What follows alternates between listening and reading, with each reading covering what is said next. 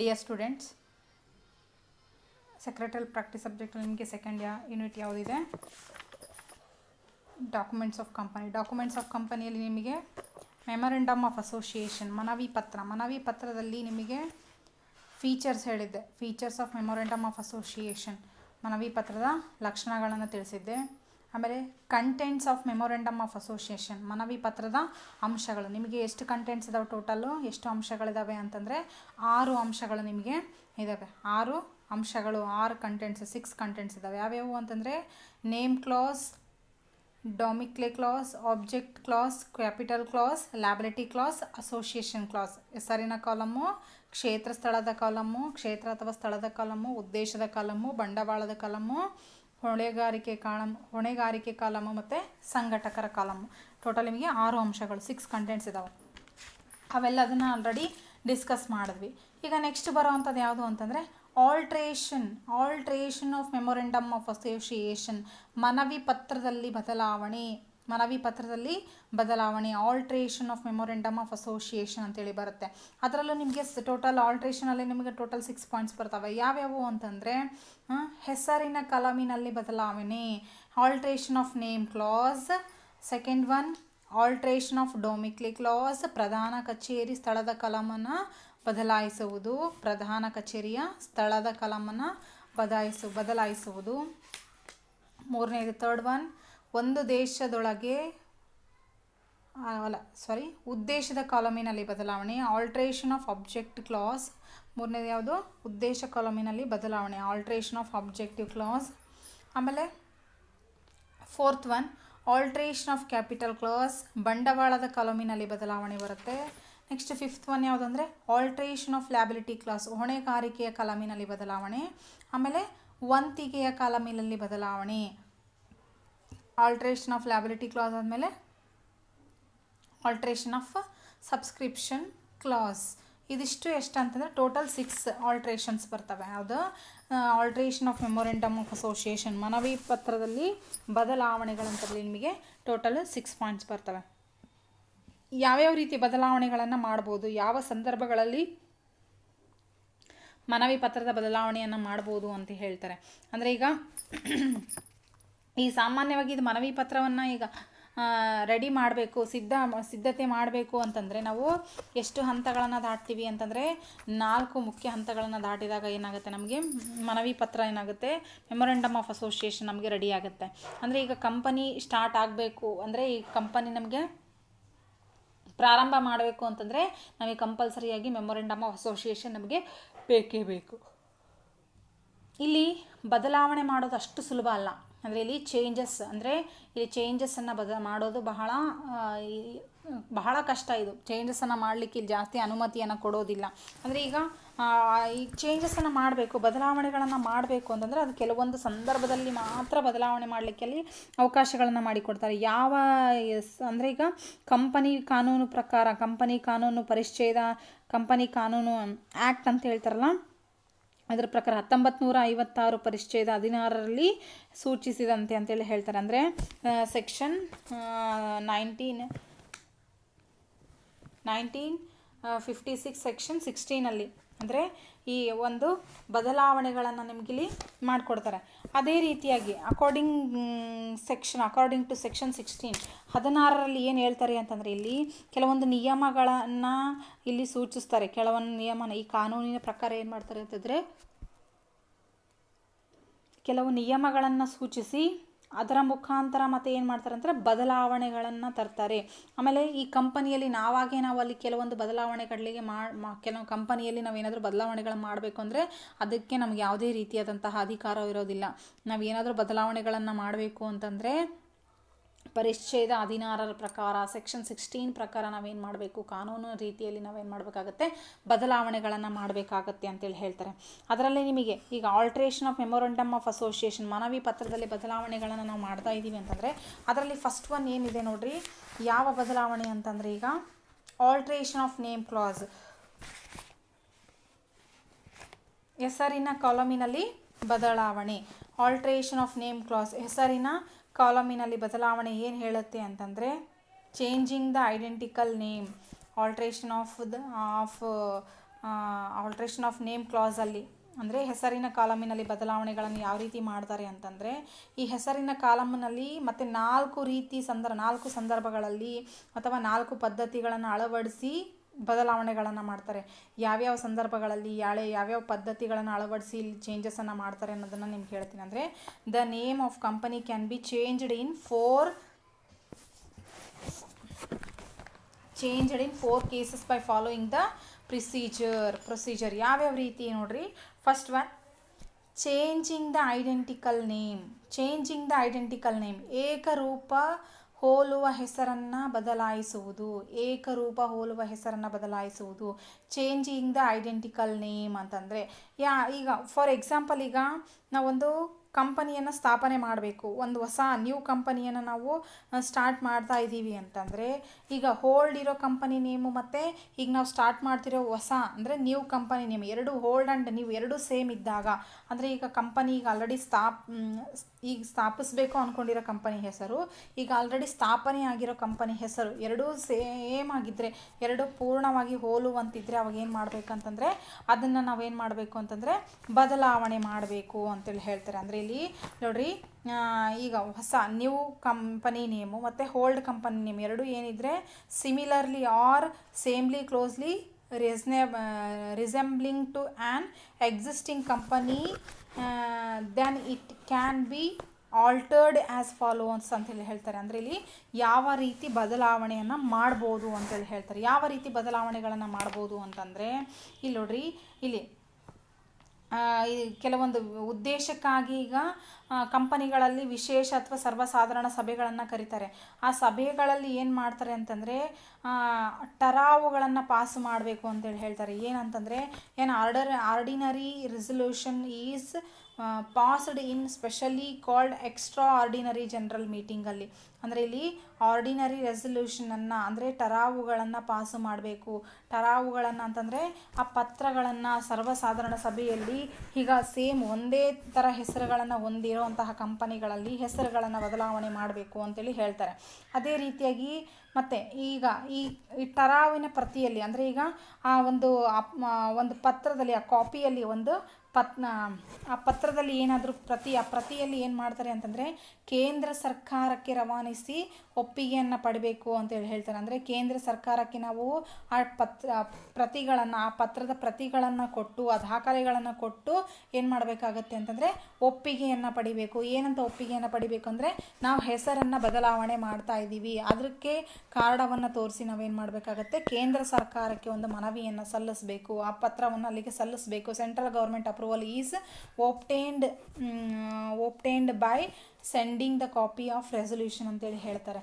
ಅದೇ ರೀತಿಯಾಗಿ ನೆಕ್ಸ್ಟ್ ಪಾಯಿಂಟಲ್ಲಿ ಏನು ಹೇಳ್ತಾರೆ ಅಂತಂದರೆ, ಈಗ ಕೇಂದ್ರ ಸರ್ಕಾರದ ಅನುಮತಿ ಪತ್ರದ ಪ್ರತಿಯನ್ನು ಪಡೆದ ಮೇಲೆ ಈಗ ಕಂಪನಿ ರಿಜಿಸ್ಟರ್ಡ್ ಅವರಿಗೆ ಕಳಿಸ್ಬೇಕಾಗತ್ತೆ. ಅಂದರೆ ಈಗ ಕೇಂದ್ರ ಸರ್ಕಾರದಿಂದ ಅನುಮತಿಯನ್ನು ಪಡೆದ್ವಿ ನಾವು, ಅಂದರೆ ಹೆಸರನ್ನು ಬದಲಾವಣೆ ಮಾಡ್ತೀವಿ ಅಂತೇಳಿ ಕೇಂದ್ರ ಸರ್ಕಾರದಿಂದ ಅನುಮತಿ ಪ್ರತಿಯನ್ನು ಪಡೆದಿರ್ತೀವಲ್ಲ, ಆ ಪ್ರತಿಯನ್ನು ಮತ್ತೆ ರಿಜಿಸ್ಟರ್ಡ್ಗಳಿಗೆ ಕಳಿಸ್ಬೇಕು, ನೋಂದಾವಣಿಗೆ ಕಳಿಸ್ಬೇಕು. ನೋಂದಾವಣಿ ಮಾಡಿಸ್ಬೇಕು ಅಂದರೆ ಹೊಸ ಪ್ರಮಾಣ ಪತ್ರವನ್ನು ಪಡಿಬೇಕು. ನೋಂದಾವಣೆ ಮಾಡಿಸಿ ಹೊಸ ಪ್ರಮಾಣ ಪತ್ರವನ್ನು ನಾವು ಇಲ್ಲಿ ಪಡಿಬೇಕು ಅಂತೇಳಿ ಹೇಳ್ತಾರೆ. ಅಂದರೆ copies of central government approval is sent to the registered for obtaining fresh certificate to registration ಅಂತೇಳಿ ಹೇಳ್ತಾರೆ. ಅಂದರೆ ಈಗ ಮತ್ತೆ ಹೊಸ ಒಂದು ಪತ್ರವನ್ನು ಏನು ಮಾಡಬೇಕಾಗತ್ತೆ ಅಂತಂದರೆ ನೋಂದಾವಣಾ ಅಧಿಕಾರಿಗಳಿಗೆ ಕೊಡಬೇಕಾಗತ್ತೆ ಅಂತೇಳಿ ಹೇಳ್ತಾರೆ. ಅದರಲ್ಲೇ ಮತ್ತೆ ನೆಕ್ಸ್ಟ್ ಪಾಯಿಂಟ್ ಏನಿದೆ ನೋಡ್ರಿ, ಈಗ ಬದಲಿಸಿದ ಮನವಿ ಪತ್ರ ಅಂದರೆ ಈಗ ಬದಲಿಸಿದ ಮನವಿ ಪತ್ರದ ಪ್ರತಿಯನ್ನು ರಿಜಿಸ್ಟರ್ ಆಗಿ ಕಳಿಸಿ ಮತ್ತೆ ಕಂಪನಿಯ ಎಲ್ಲ ದಾಖಲು ಪತ್ರಗಳನ್ನು ಬದಲಾವಣೆ ಮಾಡಬೇಕಾಗುತ್ತೆ ಅಂತೇಳಿ ಹೇಳ್ತಾರೆ. ಅಂದರೆ altered copy of memorandum of association to be sent to the registered and make changes in all documents of the company. ಅಂದರೆ ಈಗ ಕಂಪನಿ ಇವಾಗ ಆಲ್ರೆಡಿ ಒಂದು ಹೆಸರಿನಲ್ಲಿ ಇದೆ ಅಂತಂದಾಗ ಆ ಹೆಸರಿನ ಮುಖಾಂತರನೇ ಏನಾಗ್ಬಿಟ್ಟಿರ್ತವೆ, ಎಲ್ಲ ದಾಖಲೆ ಪತ್ರಗಳಲ್ಲಿ ಆ ಹೆಸರಿನ ಮುಖಾಂತರನೇ ದಾಖಲೆಗಳು ಸಿದ್ಧತೆ ಆಗ್ಬಿಟ್ಟಿರ್ತವೆ. ಅದನ್ನು ನಾವು ಚೇಂಜ್ ಮಾಡಿದ್ಮೇಲೆ ಈಗ ಫಾರ್ ಎಕ್ಸಾಂಪಲ್ ಇವಾಗ ಶ್ರೀಧರ್ ಕಂಪನಿ ಅಂತೇಳಿ ಮಾಡಿರ್ತೀವಿ. ಈಗ ಓಲ್ಡ್ ಕಂಪನಿ ಶ್ರೀಧರ್ ಅಂತ ಇರುತ್ತೆ, ನ್ಯೂ ಕಂಪನಿನೂ ಶ್ರೀಧರ್ ಅಂತ ಇರುತ್ತೆ. ಇದ್ದಾಗ ನಾವು ಆ ಕಂಪನಿ ಹೆಸರನ್ನ, ಈಗ ಶ್ರೀಧರ್ ಅನ್ನೋ ಹೊಸ ಕಂಪನಿಯನ್ನು ನಾವು ಚೇಂಜ್ ಮಾಡ್ತಾ ಇದ್ದೀವಿ ಅಂದಾಗ ಅದು ಚೇಂಜನ್ನು ಯಾವ ರೀತಿ ಮಾಡ್ತಾ ಇದೀವಿ ಅಂದರೆ ಕೇಂದ್ರ ಸರ್ಕಾರಕ್ಕೆ ಅನುಮತಿ ಕೊಡಬೇಕು, ಮನವಿ ಪತ್ರವನ್ನು ಸಲ್ಲಿಸಬೇಕು. ಕೇಂದ್ರ ಸರ್ಕಾರದಲ್ಲಿ ನಮಗೇನಾದರೂ ಒಪ್ಪಿಗೆಯನ್ನು ಕೊಟ್ಟರೆ, ಸೆಂಟ್ರಲ್ ಗೌರ್ಮೆಂಟ್ ಅವ್ರು ನಮಗೇನಾದರೂ ಒಪ್ಪಿಗೆಯನ್ನು ಕೊಟ್ಟರೆ ಆವಾಗ ಅದರಲ್ಲಿ ಹೆಸರನ್ನ ಚೇಂಜ್ ಮಾಡ್ತೀವಲ್ಲ, ಆ ಚೇಂಜ್ ಮಾಡಿರೋ ಹೆಸರನ್ನು ಮತ್ತೆ ರಿಜಿಸ್ಟರ್ಗಳಿಗೆ ಕಳಿಸ್ಬೇಕು. ಜೊತೆಗೆ ರಿಜಿಸ್ಟರ್ಗಳಿಗೆ ಕಳಿಸಿದ ಮೇಲೆ ಈಗ ಎಲ್ಲ ದಾಖಲು ಪತ್ರಗಳನ್ನು, ಅಂದರೆ ಅಲ್ಲಿರೋ ಎಲ್ಲ ಡಾಕ್ಯುಮೆಂಟ್ಸ್ಗಳನ್ನು ಏನು ಮಾಡಬೇಕಾಗತ್ತೆ, ಮತ್ತೆ ಎಲ್ಲ ಬದಲಾವಣೆಗಳನ್ನು ಮಾಡಬೇಕಾಗತ್ತೆ. ಅಂದರೆ ಈಗ ಓಲ್ಡ್ ಇದ್ದಿದ್ದನ್ನು ಹಾಗೆ ಆ ಡಾಕ್ಯುಮೆಂಟ್ಸ್ಗಳನ್ನು ಹಾಗೆ ಬಿಟ್ಟಿವಿ ಅಂತಂದರೆ ಮತ್ತೆ ನಮಗೆ ನೆಕ್ಸ್ಟು ಏನಾದರೂ ಅಲ್ಲಿ ಕಂಪನಿಯಲ್ಲಿ ವರ್ಕ್ ಮಾಡಬೇಕಾದ್ರೆ ಇದು ಯಾಕೆ ಈ ಥರ ಹೆಸರಿನಲ್ಲಿದೆ, ಇವಾಗ ಯಾಕೆ ಇದೆ ಹಿಂಗಾಗಿದೆ ಅನ್ನೋದು ನಮಗೆ ಅಲ್ಲಿ ಹುಟ್ಕೊಳುತ್ತೆ. ಅದಕ್ಕೆ ಸಾಕಷ್ಟು ತೊಂದರೆಗಳಾಗ್ತವೆ. ಅದಕ್ಕೆ ಏನಾದರೂ ನಾವು ಚೇಂಜಸ್ ಮಾಡ್ತಾ ಇದ್ದೀವಿ ಅಂದರೆ ಪ್ರತಿಯೊಂದು ದಾಖಲೆ ಪತ್ರಗಳಲ್ಲೂ ಸಹ ನಾವೇನು ಮಾಡಬೇಕಾಗತ್ತೆ, ಬದಲಾವಣೆಗಳನ್ನ ಮಾಡಬೇಕಾಗತ್ತೆ. ಪ್ರತಿಯೊಂದು ಡಾಕ್ಯುಮೆಂಟಲ್ಲೂ ಸಹ ನಾವೇನು ಮಾಡಬೇಕಾಗತ್ತೆ, ಚೇಂಜಸನ್ನು ಮಾಡಬೇಕಾಗತ್ತೆ ಅಂತೇಳಿ ಹೇಳ್ತಾರೆ. ಈ ರೀತಿಯಾಗಿ ಏಕರೂಪ ಹೋಲುವ ಹೆಸರನ್ನು ಬದಲಾಯಿಸುವುದು, ಚೇಂಜಿಂಗ್ ದ ಐಡೆಂಟಿಕಲ್ ನೇಮ್ ಅಂತೇಳಿ ಹೇಳ್ತಾರೆ. ಅದರಲ್ಲಿ ಇದನ್ನು ಹೇಳಿದ್ದಂತಂದರೆ ಆಲ್ಟ್ರೇಷನ್ ಆಫ್ ನೇಮ್ ಕ್ಲಾಸಲ್ಲಿ ನಿಮಗೆ ಫಸ್ಟ್ ಪಾಯಿಂಟನ್ನು ಹೇಳಿದೆ. ಈಗ ಹೆಸರಿನ ಕಾಲಮಿನ ಬದಲಾವಣೆಯಲ್ಲಿ ಫಸ್ಟು ಪಾಯಿಂಟನ್ನು ಹೇಳಿದೆ, ಎಕ್ಸ್ಪ್ಲೇನ್ ಮಾಡಿದೆ. ಸೆಕೆಂಡ್ ಪಾಯಿಂಟ್ ಏನಿದೆ ನೋಡ್ರಿ, ಕೇಂದ್ರ ಸರ್ಕಾರದ ನಿರ್ದೇಶನದಂತೆ ಬದಲಾವಣೆ ಮಾಡುವುದು. ಕೇಂದ್ರ ಸರ್ಕಾರದ ನಿರ್ದೇಶನದಂತೆ ಬದಲಾವಣೆ ಮಾಡುವುದು, changing as per central government directions ಅಂತೇಳಿ ಹೇಳ್ತಾರೆ. ಅಂದರೆ changing as per central government directions, ಕೇಂದ್ರ ಸರ್ಕಾರದ ನಿರ್ದೇಶನದಂತೆ ಬದಲಾವಣೆಯನ್ನು ಮಾಡುವುದು ಅಂತೇಳಿ ಹೇಳ್ತಾರೆ. ಯಾವ ರೀತಿ ಅಂತಂದರೆ ನೋಡ್ರಿ, ಈಗ ಸದ್ಯ ಅಸ್ತಿತ್ವದಲ್ಲಿರುವ ಕಂಪನಿ ಅಥವಾ ಈಗ ಹಳೆ ಕಂಪನಿ ಹೆಸರು ಒಂದೇ ರೀತಿಯಾಗಿ ಹೋಲುವಂತಿದ್ದರೆ ಅದನ್ನೇನು ಮಾಡಬೇಕಂತಂದರೆ, ಈಗ ಕೇಂದ್ರ ಸರ್ಕಾರಕ್ಕೆ ನಾವೇನು ಮಾಡಬೇಕಾಗತ್ತೆ, ಫಸ್ಟು ದೂರನ್ನು ಕೊಡಬೇಕಾಗತ್ತೆ. ದೂರು ಅಂತಂದರೆ ಕಂಪ್ಲೇಂಟನ್ನು ರಿಜಿಸ್ಟರ್ಡ್ ಮಾಡಿಸ್ಬೇಕಾಗತ್ತೆ. ಯಾಕಂದರೆ ಓಲ್ಡ್ ಕಂಪನಿ ನೇಮು ಮತ್ತು ನ್ಯೂ ಕಂಪನಿ ನೇಮ್ ಎರಡೂ ಸೇಮ್ ಇದ್ದಾಗ ಆ ಕಂಪನಿ ಅಂದರೆ ದೂರನ್ನು ಸಲ್ಲಿಸಬೇಕು. ಎಲ್ಲಿ ಅಂತಂದರೆ ಕೇಂದ್ರ ಸರ್ಕಾರಕ್ಕೆ ನಾವೇನು ಮಾಡಬೇಕಾಗತ್ತೆ ಅಂದರೆ ದೂರನ್ನು ಸಲ್ಲಿಸಬೇಕಾಗತ್ತೆ. ಅಂದರೆ ಸೆಂಟ್ರಲ್ ಗೌರ್ಮೆಂಟ್ಗೆ ನಾವೇನು ಮಾಡಬೇಕಾಗತ್ತೆ, ಒಂದು ಕಂಪ್ಲೇಂಟನ್ನು registered ಮಾಡಿಸ್ಬೇಕಾಗತ್ತೆ.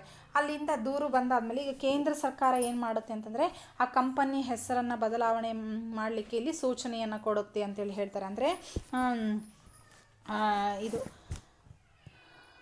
The steps is involved in similarly to the above mention steps ಅಂತೇಳಿ ನಿಮ್ಗೆ ಹೇಳ್ತಾರೆ. ಅಂದರೆ ಇಲ್ಲಿ ನೋಡ್ರಿ, directors new company, the new company to change the name. ಅಂದರೆ ಅವ್ರು ಏನು ಮಾಡ್ತಾರೆ ಅಂತಂದರೆ, ಡೈರೆಕ್ಟರ್ಸ್ ಏನು ಮಾಡ್ತಾರೆ, ಕೇಂದ್ರ ಸರ್ಕಾರ ಏನು ಮಾಡುತ್ತೆ ಅಂತಂದರೆ ಆ ಹೊಸ ಕಂಪನಿ ಹೆಸರನ್ನು ಬದಲಾವಣೆ ಮಾಡಲಿಕ್ಕೆ ಇಲ್ಲಿ ಏನು ಮಾಡುತ್ತೆ ಅಂತಂದರೆ ಅವಕಾಶಗಳನ್ನು ಕಲ್ಪಿಸಿಕೊಡುತ್ತೆ. ಅವಕಾಶಗಳನ್ನು ಕಲ್ಪಿಸಿಕೊಟ್ಟಾದಮೇಲೆ ಏನು ಮಾಡಬೇಕಾಗತ್ತೆ ಅಂತಂದರೆ, ಆ ಕೇಂದ್ರ ಸರ್ಕಾರದ ಅನುಮತಿ ಬಂದಾದಮೇಲೆ 3 ತಿಂಗಳ ಅವಧಿ ಒಳಗಡೆ ಹೆಸರನ್ನು ನಾವಿಲ್ಲಿ ಬದಲಾವಣೆ ಮಾಡ್ಬೋದು. The company within 3 months of receiving directions should alter the name by following the above mention steps ಅಂತೇಳಿ ಹೇಳ್ತಾರೆ. ಅಂದರೆ ಈಗ 3 ತಿಂಗಳ ಅವಧಿ ಒಳಗಡೆ ನಾವು ಹೆಸರನ್ನು ಬದಲಾವಣೆ ಮಾಡಬೇಕು.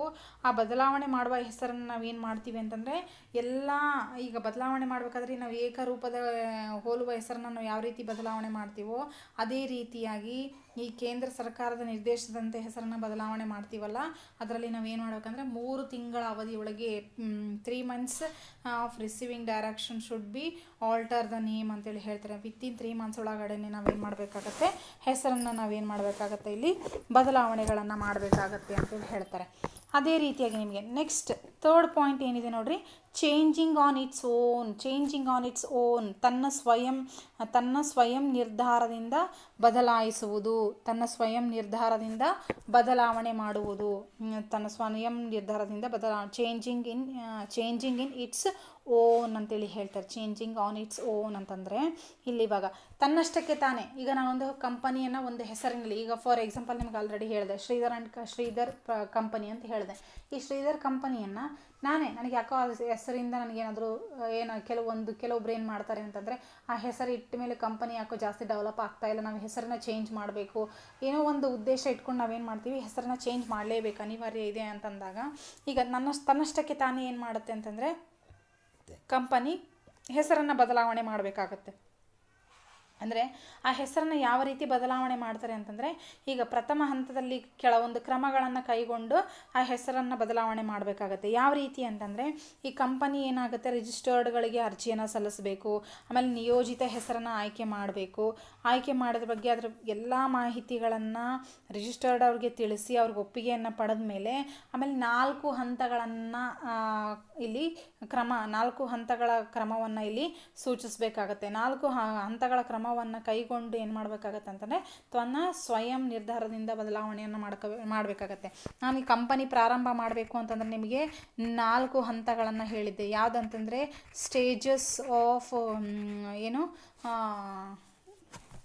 ಫಸ್ಟ್ ಯೂನಿಟಲ್ಲಿ ಹೇಳಿದೆ ನೋಡ್ರಿ ನಿಮಗೆ, stages formation of company, stages in the formation of the ಕಂಪನಿಯ ಸ್ಥಾಪನೆ ಹಂತಗಳಂತೇಳಿ. ಅಂದರೆ ಕಂಪನಿಯನ್ನು ಯಾವ ರೀತಿ ಸ್ಥಾಪನೆ ಮಾಡಬೇಕು ಅಂತಂದು ಹೇಳಿದಾಗ ಅಲ್ಲಿ ನಿಮಗೆ 4 ಹಂತಗಳನ್ನು ತಿಳಿಸಿದ್ದೆ. ಯಾವ್ಯಾವ ಅಂದರೆ ಪ್ರಮೋಷನ್, ಇನ್ಕಾರ್ಪೊರೇಷನ್, ಕ್ಯಾಪಿಟಲ್ ಸಬ್ಸ್ಕ್ರಿಪ್ಷನ್ ಮತ್ತು ಕಮೆನ್ಸ್ಮೆಂಟ್ ಆಫ್ ಬಿಸ್ನೆಸ್ ಅಂದರೆ ಪ್ರವರ್ತನೆ, ನೋಂದಾಯಿಸುವಿಕೆ, ಬಂಡವಾಳ ಸಂಗ್ರಹಣೆ ಮತ್ತು ವ್ಯವಹಾರ ಪ್ರಾರಂಭ ಅಂತೇಳಿ ಬರುತ್ತೆ.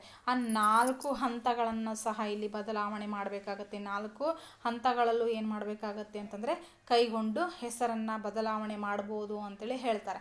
ಇದು ಚೇಂಜಿಂಗ್ ಆನ್ ಇಟ್ಸ್ ಓನ್, ತನ್ನ ಸ್ವಯಂ ನಿರ್ಧಾರದಿಂದ ಬದಲಾಯಿಸುವ ಒಂದು ಕ್ರಿಯೆ ಅಂತೇಳಿ ಹೇಳ್ಬೋದು.